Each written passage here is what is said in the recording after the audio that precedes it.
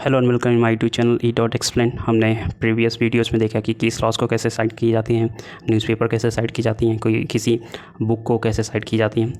इस वीडियो में देखेंगे कि ILI मेथड से किसी वेबसाइट को या फिर कोई अनपब्लिश्ड वर्क है जैसे थीसिस हो गई, कोई डिसर्टेशन हो गई, न्यूज़पेपर इंटरव्यू कैसे साइट की जाती हैं। और अगर कोई बुक है जो पब्लिश नहीं हुई है बट फोर्थ कमिंग है, मतलब आ रही, मतलब अभी पब्लिश नहीं है बट अंडर प्रोसेस है, अगर उस बुक को कैसे साइट की जाती हैं। अगर हमें मान लीजिए किसी वेबसाइट को साइट करना है तो सबसे पहले हम उसका तो URL लेते हैं, प्लस जो मोस्ट इम्पॉर्टेंट हम देखते हैं कि उस वेबसाइट को लास्ट डेट मॉडिफाई कब किया गया था। यह मेंशन करना बहुत इंपॉर्टेंट हो जाता है कि लास्ट डेट कब उस आर्टिकल को या फिर जो भी इन्फॉर्मेशन है उसको कब लास्ट डेट मॉडिफाइड किया गया था।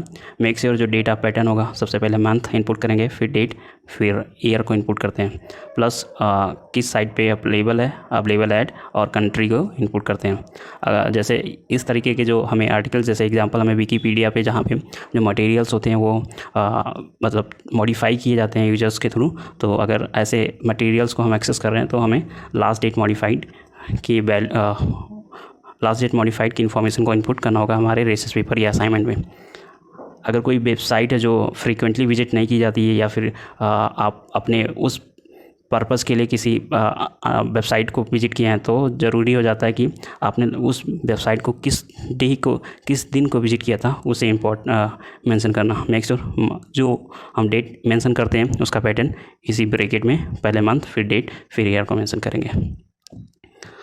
अगर कोई अनपब्लिश्ड थीसिस है जो किसी रिसर्चर्स के द्वारा, स्कॉलर के द्वारा या फिर डिसर्टेशन है, उसे आप अपने रिसर्च पेपर में या फिर प्रोजेक्ट में या असाइनमेंट में मेंशन कर रहे हैं, साइट कर रहे हैं, तो उस सबसे पहले हम देते हैं उस रिसर्चर का नाम, फिर देते हैं कामा के थ्रू सेपरेट करते हैं, उसके बाद देते हैं टाइटल ऑफ डिसर्टेशन या थीसिस।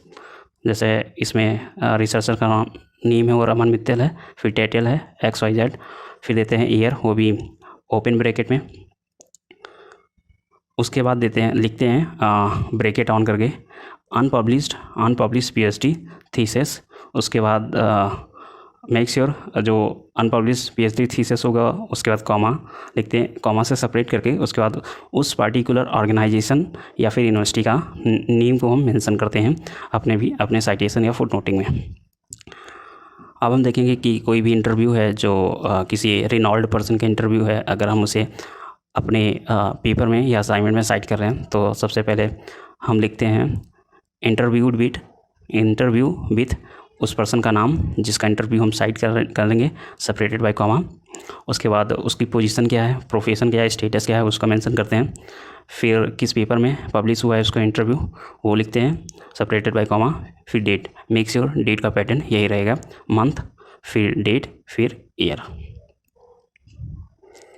अगर आप कोई ऐसी बुक की मटेरियल को साइट कर रहे हैं जो कि फोर्थ कमिंग है, तो सबसे पहले हम देते हैं उस बुक के राइटर का नाम, फिर बुक सेपरेटेड बाय कॉमा, फिर देते हैं उस बुक के टाइटल का नेम, और उसके बाद इस ओपन ब्रैकेट को ऑन करते हैं, उसमें हम लिखते हैं, ओपन ब्रैकेट ऑन करके लिखते हैं इन प्रेस, फिर मेन अभी वो फोर्थ कमिंग है, अभी रिलीज़ नहीं हुई है।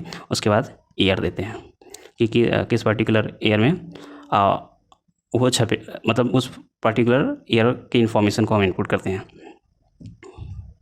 And now it's time to say goodbye until we meet in the next video. Till for like, share and subscribe our channel. Thank you.